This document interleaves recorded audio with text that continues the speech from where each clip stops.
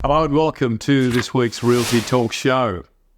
Well, it's that time of year when the predictions about what the market will do next year, the year ahead, they start to dominate the news cycle. Now this year, we're going to take a bit of a different approach and we're going to reflect on the predictions about 2023 that were made this time last year by the banks. And we're actually going to fact check those against what actually did happen. And Bushy does that in this week's show with the help of Simon Pressley. And then we introduce you to Eddie. Eddie's the man behind the Property Hub Collective. That's our Facebook community. And it's got to say it's growing very, very strongly because so many people feel totally confused and overwhelmed by the conflicting property information that exists. The collective offers unbiased and balanced advice based on experience. And then to close out today's offering, Bushy has penned and he delivers in true Bushy style his Hypothetical, where he challenges you to imagine an ideal Australia. Hey, if this is your first time with us, welcome. You're going to find us on all podcast players and through the Southern Cross Oz Stereo Network. If you like the show, make sure you hit that subscribe button and help us to continue to bring you the best guests every week. Join the conversation anytime on Facebook at the Property Hub Collective. We'll be back in just a moment as Bushy kicks off this week's show.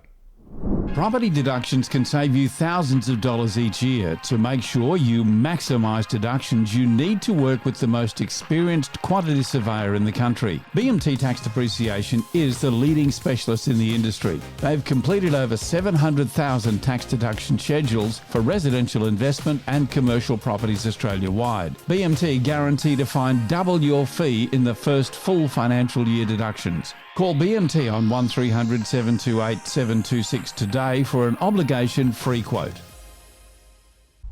Realty Talk and your host, Bushy Martin.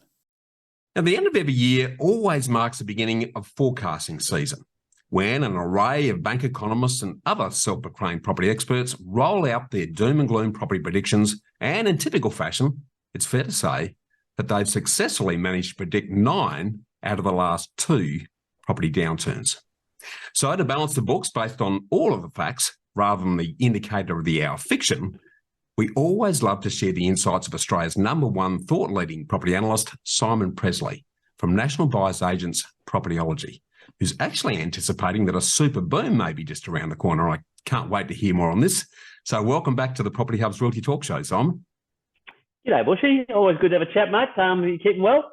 Absolutely well, mate. And I've been sort of waiting with eager anticipation to catch up with you because this time of the year is always the time when everyone comes out of the woodwork to talk about what's next in property, and you've always been on the money as far as that goes. So, Simon, to kick things off, let's review the track record of those who typically dominate forecasting season each year. And I want to sort of start off with your boom and bust driver summary that's going to help to put things in context with the slide that we'll bring up shortly. Yeah, I mean, look, to be brutally honest, the banks and economists have never once got it right when it comes to forecasting property markets. And I say that honestly, they have never once got it right, and are very rarely remotely close to when you compare their forecasting to what actually unfolds. A big part of it, Bushy, is emotion, and we've all got emotions, including you and I, not just the banks and the economists. But to make intelligent assessments when we're talking about the future, it's critically important that we focus on the evidence. So if there's a major change to a tax policy, a negative gearing or a land tax, because that's not going to have a positive impact on a property market, the less intelligent forecast will go, well, property markets can't perform well. On the positive side, an infrastructure project, or just a couple of years ago when it was announced that Southeast Queensland is going to be hosting the Brisbane Olympic Games, the 2032 Brisbane Games. So for 2 months there, we had that Brisbane's going to have a property boom. And then 2 months later, there was some negative material release. I think it was interest rate increasing at the time. And they'd flipped and gone, there's going to be a property market crash. And I'm like, well, is it going to be a boom or is it going to be a crash? Which one is it? And the reality is they get focused on the positive or the negative emotion associated with an individual thing. And it's always the combined sum of lots and lots of factors that influence property markets. If we have a look at I don't think any of us will forget the banks and the economists forecasting when we all went into that national lockdown with COVID, well, what the headlines were saying in that sort of first 6 months of COVID. And they ranged from the absolute best was a 10% annual decline in property prices. That was the absolute best. And some of them were forecasting 50%. Largely, that was emotion behind that. If they actually took the time, as we did, to look at the facts and the figures, and there's lots of those, and to digest what's likely to happen, that they would have been more able of coming to a much more sensible conclusion. Yeah, no, extremely well said. So if we sort of pull that all together then and look at some of those false predictions and inaccurate predictions, Simon, what's it all telling us? Oh, well, they don't know. That's the brutal truth. And it took me many years to realise and I guess accept that they don't know, because I was a younger version of Simon Pressley, just like everybody else, guilty of being told that someone's an expert, so you accept that they are an expert because they're on the news or something. They've been told, you're told as a member of the public that they are an expert. But genuine experts have tertiary qualifications in a subject topic. And let me tell you, there is no such thing as a degree in analysing property markets. I think the public assume that that's what economists do. Well, let me tell you that Propertyology's 2IC, a very skilled gentleman called Brian Luffman, has a property economics degree, and nothing in that 4-year university degree is remotely useful for forecasting and analysing property markets. Nothing. Banks, they sell debt. They don't buy assets. So why do we even bother listening to what they think the value of assets will do? They don't buy them. Yeah. They mitigate the risk of the debt that they sell by things like making sure that there's good deposits and we can confirm the borrower's income. But they actually have no experience, zero, in buying assets. The individuals, the individual economists or whoever is behind saying we forecast this, we forecast that. Most of those people, as nice people as what they are, most of them have never bought any more than their own family home. If they have bought an investment property, it's probably within 5 kilometres of where they live. So they've got very limited experience in buying assets and very limited experience in understanding borrower behaviour and debt. So why do we assume that they're experts? That their track record proves they do not understand this very, very complicated beast called property markets. Yeah, very well said. And sadly, as soon as you get a Guernsey on the mainstream media, you're immediately assumed to be an expert and a guru, which is part of its downfall. So I want to dig into there a little bit, and I'd really like you to talk us through sort of a range of some of the recent property predictions that you've seen across the board from some of the banks and others, and to give us a bit of a sense of what they've been saying. Well, just finish up on what we started earlier with COVID. So forecasts of declines of between 10% and as much as 50%. The actual outcome from, let's call it the middle of 2020, 3 months into the national lockdown, 2 years from there onwards, property prices, I think the worst performed property market over that 2-year window, enjoyed about 25% growth in just 2 years. I mean, crazy stuff. Some markets had as much as 60% growth in that period of time. Now, 60% growth compared to a 50% decline, I mean, it's emus and apples. Like you just can't compare. Let's go back to why did they forecast such doom and gloom? Because this just proves that they don't understand property markets. Well, the consensus, according to the experts, was with the international border closing, there will be no population growth, so therefore property markets can't grow. Well, for donkey's years before COVID, we produced all sorts of evidence to try to educate people that whilst it has some influence on property markets, population growth has very, very little influence on property markets. It's not babies that buy properties or overseas migrants that buy properties. It's not. 95% of the properties bought each and every year is the existing population. And the performance of property markets is determined by the things that influence their behaviour and their finances and supply. I mean, housing at the end of the day is probably second most important to all humans other than water. we always need it, whether there's a COVID germ or whatever's happening in the world, we always need it. There was an all-time record shortage of housing directly before COVID started.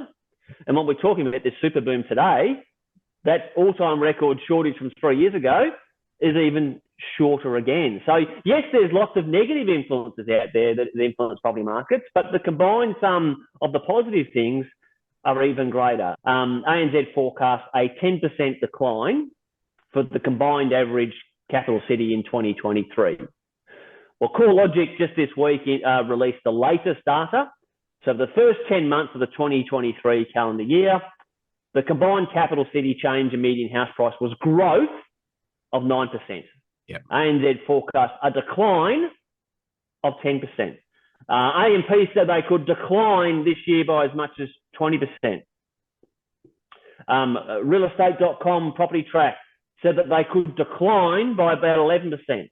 All the banks for this calendar year that we're talking about now, all of them forecast a decline.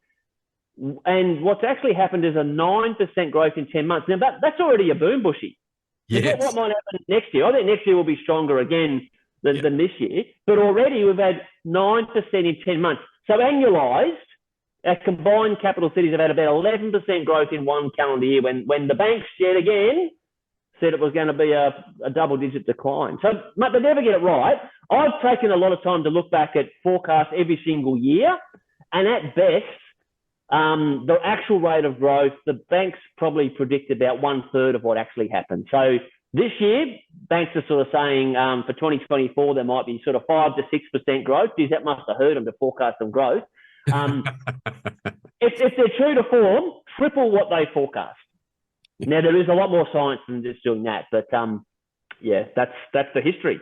Well, the interesting thing is, based on what you've just shared with us, if they're saying a 10% decline, that's almost if you do the 180 degrees on that, you're probably going to be closer to the mark, given that recent experience. And I mean, on top of those examples, you issued a great tweet in January this year that really does summarise some of those predictions against reality. Can you just talk us through that, Simon?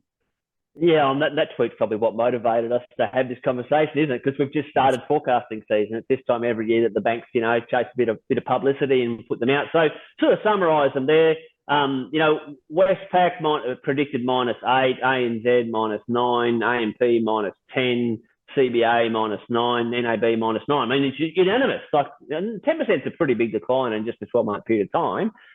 But as I said, when we annualise the first 10 months of the year, we'll end up exceeding double-digit growth. So take every forecast from banks with a grain of salt is the moral of the story. Like every single year, they've proven that they can't be relied upon. Yeah. Now, you've touched on this already, but just to sort of bring that together, can you sort of summarise why there's such consistently pouring off the market predictions from the so-called property experts? Look, as someone who, hand on heart, has studied Australian real estate history, I'm confident in saying there is nothing more complicated on this planet, Bushy, than perhaps trying to find a cure for cancer than property markets. Yeah.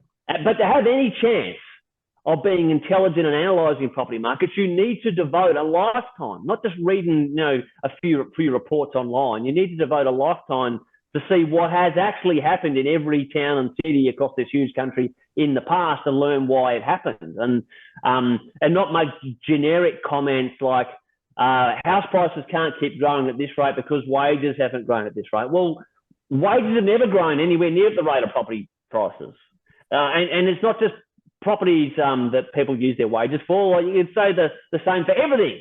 Everything costs money, right? So you can't, there's never has been a direct line between wage growth and population growth. Stop waffling on about overseas migration and its influence on property market performance, because there's 100 years of evidence to prove it only has a little influence. Start to properly understand housing supply. It's got nowhere near as much to do with construction like people think it does. It's a lot more to do with rental supply, which is investor behaviour, and resale supply, which is why we're going to have this super boom the coming year. And stop freaking out when interest rates go up or there's high inflation. Interest rates always go up and they always go down, and inflation always exists.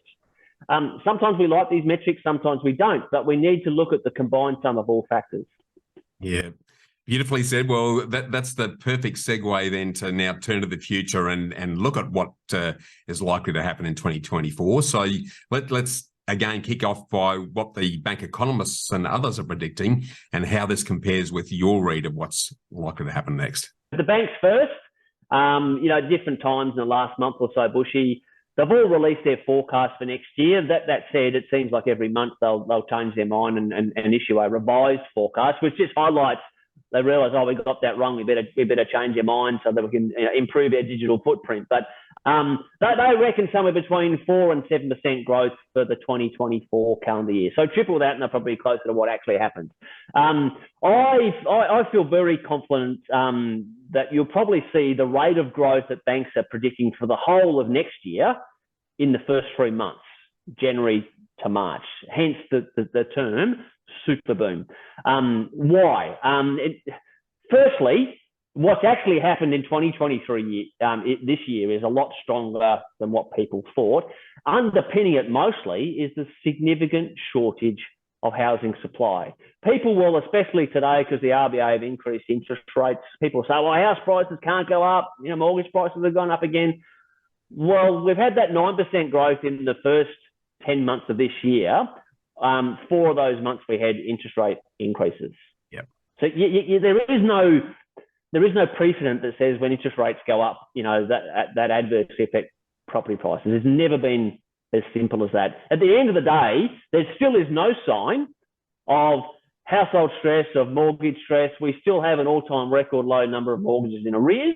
That's not to say that people haven't had to tighten their belt or that some people aren't struggling. We never, ever have a perfect world. We never, ever.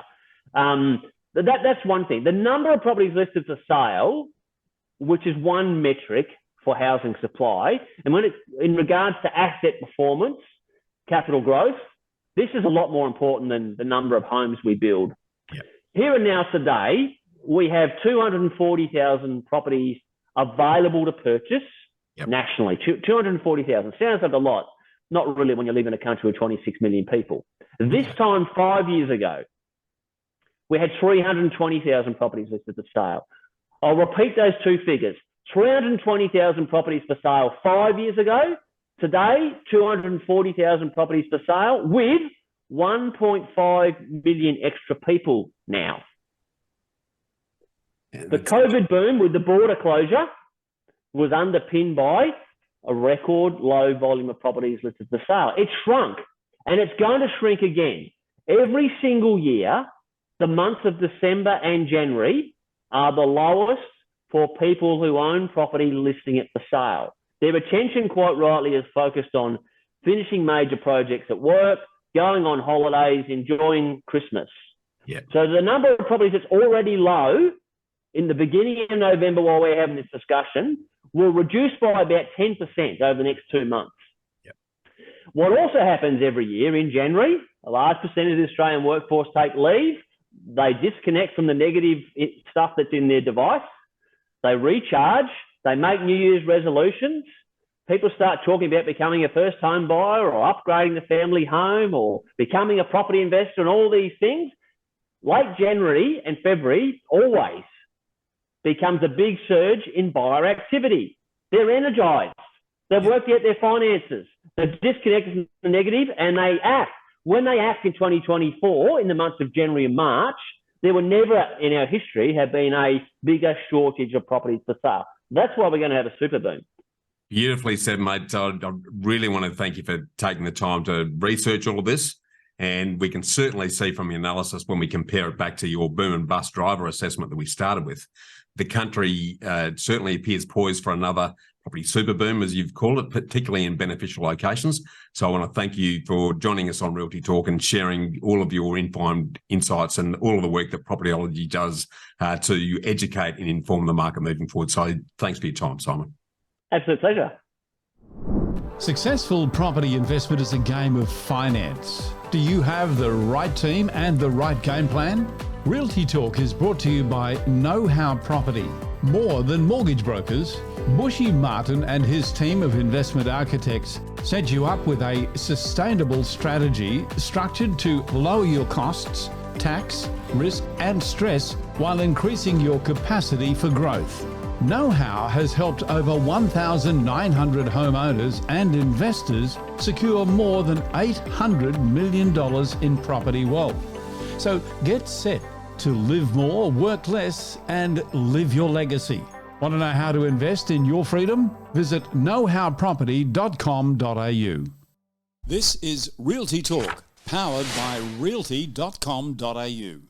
Now, with all of the fear and constant negative noise that you keep hearing in the media about the economy, the inflation, the cost of living, rising rates, and just about everything else, is it any wonder that many feel totally confused and overwhelmed by the complexity and are left not knowing what to do with their money, even if they've got the time to think about it, get a loan, do something about it?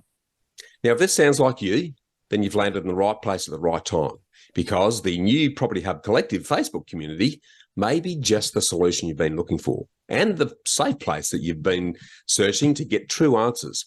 And the driver of this great new community and active part-time investor himself, Eddie Tageek, or Eddie the Frenchman as he's better known, joins us now to talk about it and what it means to you. So welcome to the show, Eddie.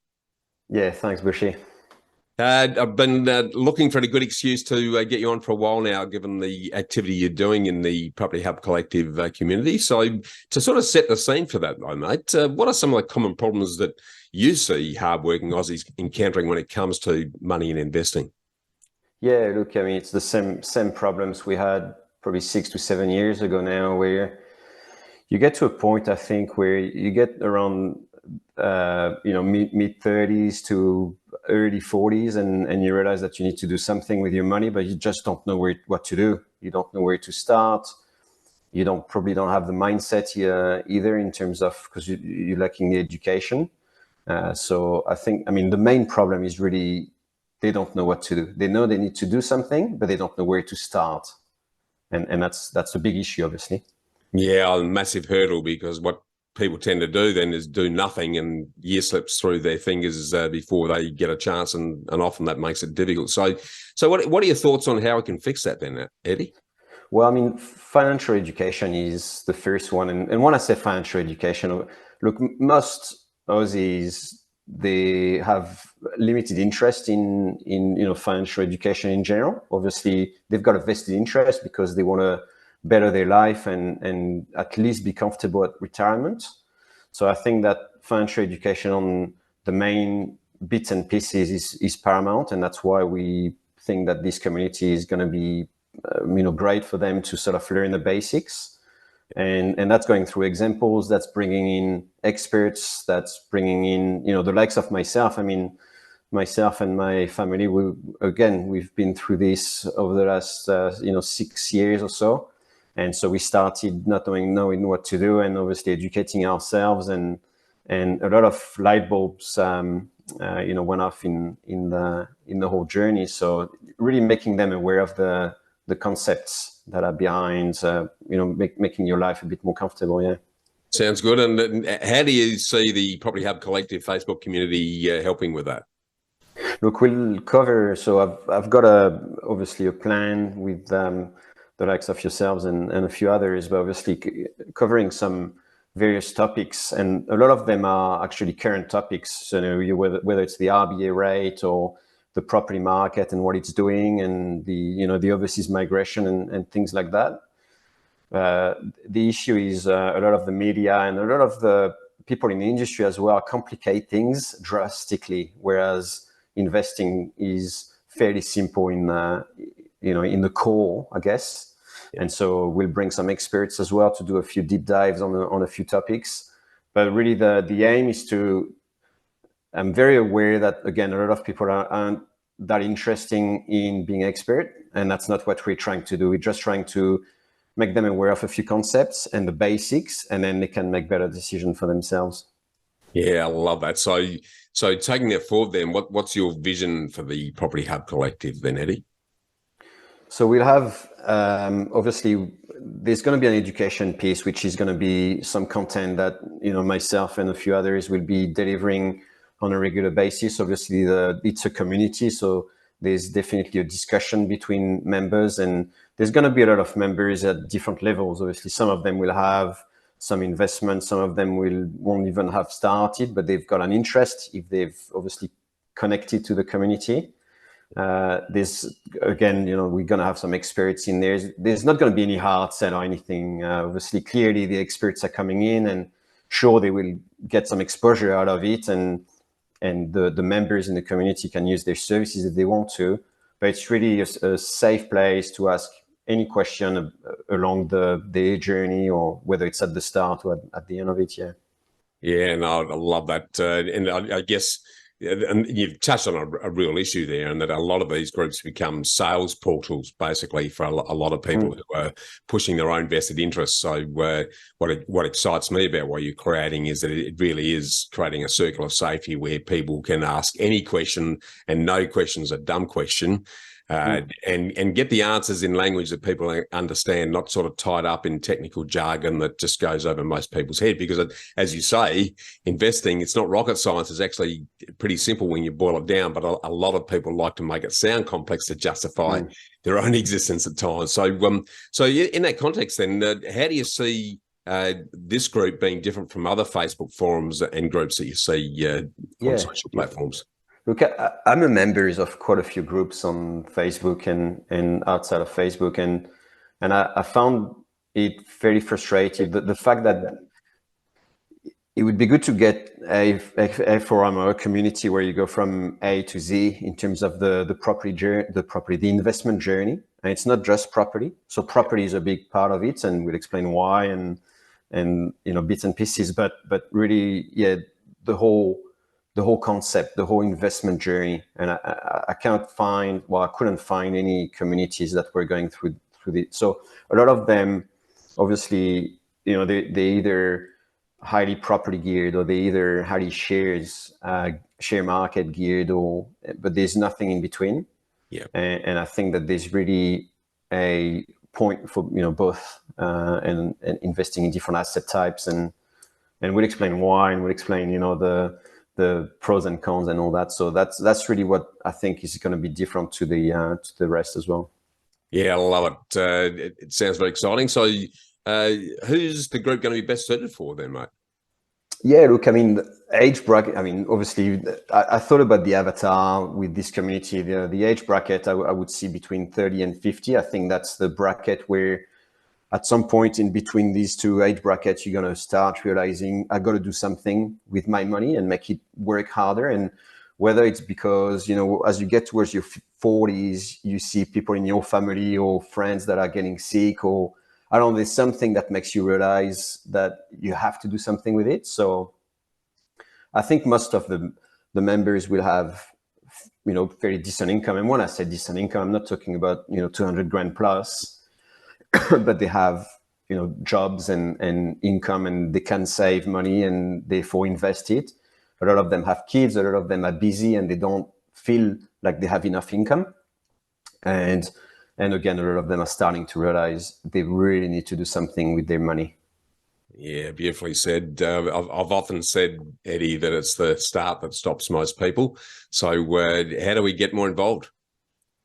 Look, obviously joining the Property Hub Collective is the first step for, you'll get regular content, you'll get other members, you can have a chat to, you'll have expert guests on different topics. So that's, the Property Hub Collective on Facebook is really the main point.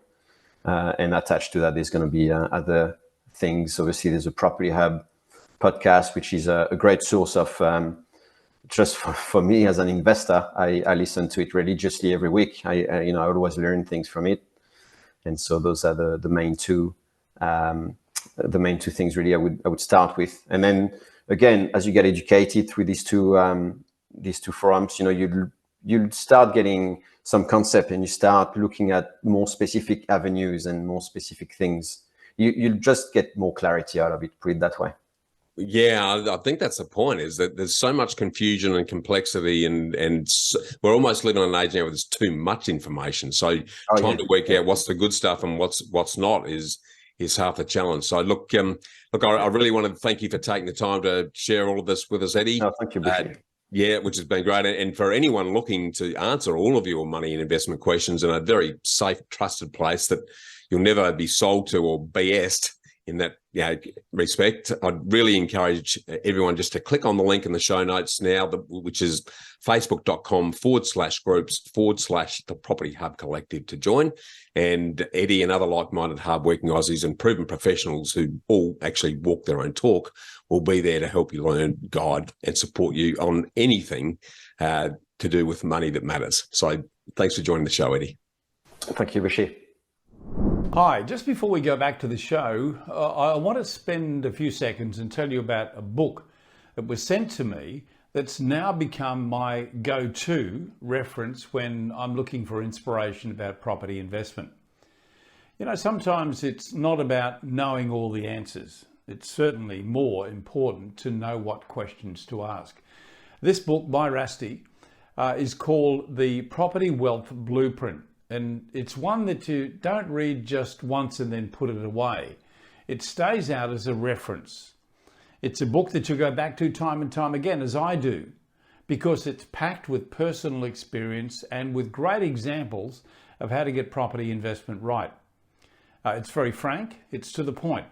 And as you can see here, I've needed to bookmark several points, and I can tell you that it's a constant companion on my desk here. The remarkable thing is that it's absolutely free on Rusty's website, getrare.com.au. Get Rare. It's a gateway to a richer life. The website there for you again, getrare, rare.com.au. So get this book, get it for yourself.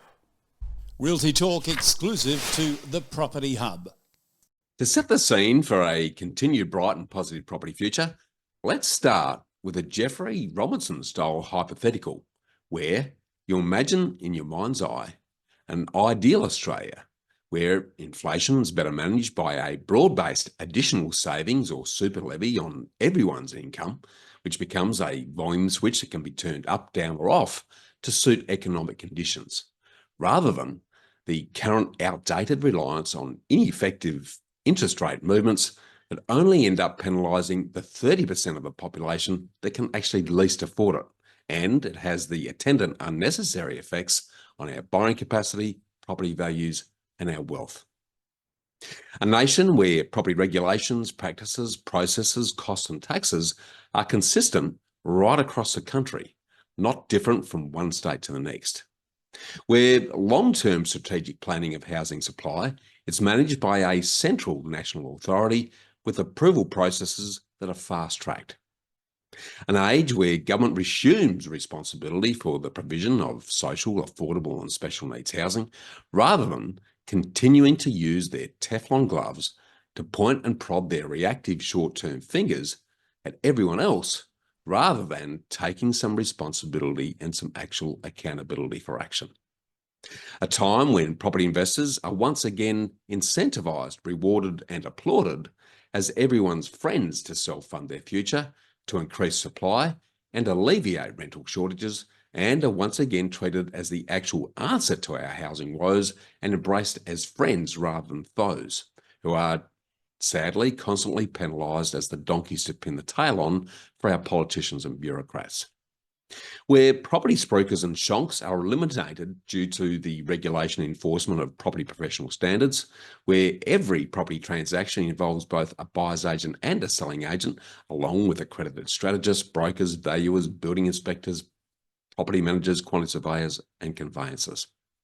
An era when housing affordability and accessibility deposit hurdles have been alleviated through the introduction of a dollar-for-dollar government-matched savings plan for kids from birth right up until they turn 18, as well as tax waivers for those that are entering the workforce on their first few $100,000 of earnings, where the equivalent amount is then deferred into a compulsory investment or property deposit account. And massive and prohibitive purchase stamp duty hurdles are actually abolished in favour of annual incremental levies.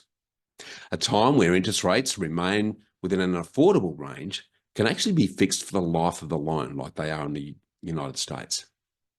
Where investor loans and interest rates, taxes and treatment are no different to other borrowers. where loan approvals and borrowing capacity assessment are actually based on common sense rather than layer upon layer of risk protection that actually prevents many from buying properties when they actually have the capacity to repay the loans. And finally, in Australia, where advanced AI captures all dynamic logical data as well as the intangible psychological behavioural aspects of property analysis, forecasting and decision making, and is no longer based on limited and misleading simplified historic snapshot metrics. Now, this is a vision of our great nation and enviable lifestyle that's actually worth fighting for. And it's also a unifying catch cry for our collective property future that all investors and property professionals can actually help to create by making some noise and taking action, by joining the likes of PICA or the Property Investment Council of Australia, if you're an investor, or by joining PIPA, the Property Investment Professionals of Australia, if you're a property professional. Because collectively, we need to balance the books and bring our politicians and policymakers to account so that working together, we can actually stop the whinge fest and finger pointing and draw on our pioneering heritage to make it happen rather than letting it happen. We've all got an enormous amount of work to do if we're actually serious about preserving the opportunity that property has actually provided for every generations of Australians since the first fleet arrived over 230 years ago. Because property investors and our industry continue to be under attack and under threat from just about every quarter. As the last few years of the latest PIPA Investor Sentiment Survey results continue to demonstrate, nearly 13% of investors have actually signalled that they will never buy an investment property again. And hundreds of thousands of rental properties have been removed from the market as a result. Now, this is a result of the relentless, misguided villainisation of investors by the media and most levels of government as the convenient cause of all of our property woes that's resulted in investors being singled out to pay higher interest rates and higher taxes, together with ever-increasing compliance costs and tenancy restrictions, meaning that increasing numbers of investors are just selling up, reducing rental stock and pulling the pin. At the same time, the all-consuming tsunami of AI presents a two-edged sword that will create opportunities for some of us and major threats for others. So we need to ensure that we're riding the crest of the wave and not end up dumped and drowned in its wake. As investors and or property professionals, this means that we're all currently swimming in a shrinking and evaporating pond, but only dead fish float downstream. So I believe there's never been a greater need nor a better time for all of us to start swimming against the tide of mainstream myths and misconceptions. And as the flag flyers and torchbearers for the property investment industry, we all need to heed the call to action, as we've actually got an obligation to stop reacting to the never-ending barrage of naive negative news and ill-conceived band-aid solutions from the uneducated and the ill-informed, whose short-term actions, if implemented, are likely to have far-reaching unforeseen negative consequences. Instead, we all need to proactively and positively educate the powers that be, as well as all and sundry, by driving the agenda and the property narrative for the benefit of all, both now and into the long-term future. Now, it's not just up to PICA and PIPA to do this, because each and every one of us have a duty of care to step up to the plate and share this make or break responsibility. As the old saying goes, all that's needed for evil to prevail is for good people to do nothing. So it's up to all of us to share this burden and work towards turning our bright property vision into an actual reality.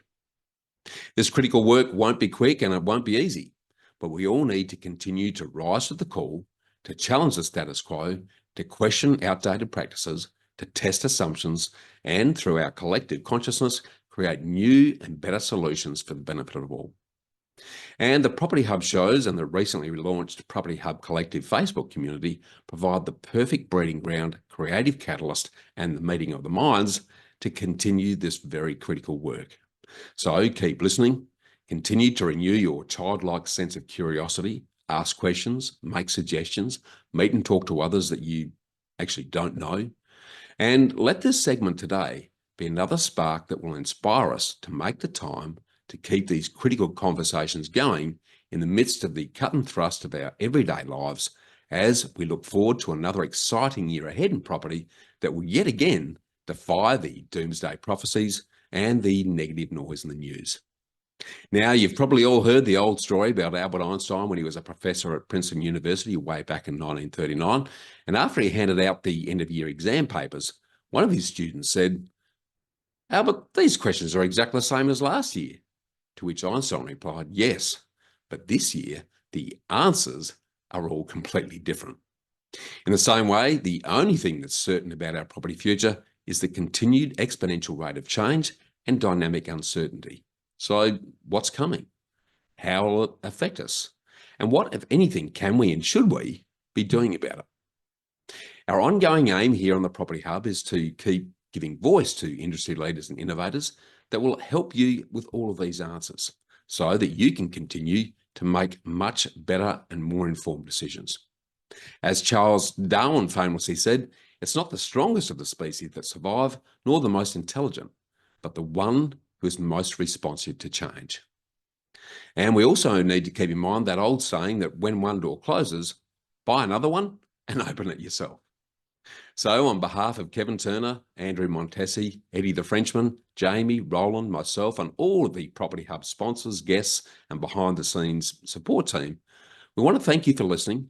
We wish you and your families a fantastic festive season, and we look forward to joining you and enlightening you for an even bigger and better year ahead. So keep tuning in, and we'll see you on the flip side. Here's how Realty's Discovery Search works. Now, think of AI as an assistant on your real estate journey. How AI works is by using algorithms and data, the words that you use to describe the type of property you want. By entering what you want, the AI learns and makes predictions or decisions, and then shows you the results. So rather than searching by suburb and then property type and land size and so on, simply type in or say what you want. The more you use Realty's AI Discovery Search, the more accurate it becomes. Unlock bonus content now as a premium subscriber. And that brings us to the end of this week's show. Big thanks to Eddie and to Simon for their contributions. Make sure you don't miss a single episode of Realty Talk or Bushy's Get Invested podcast, delivered to you each week. And you can do that by subscribing to the Property Hub now on your favourite podcast player or wherever you are listening to or watching the show. Also, join the conversation anytime on Facebook at the Property Hub Collective. I want to say a special thanks to our supporters and content partners, realty.com.au, BMT Tax Depreciation, Know How Property Finance, Get Rare Property, and Apiro Marketing. I'm Kevin Turner, and on behalf of Bushy and the Property Hub team, we look forward to seeing you again next week.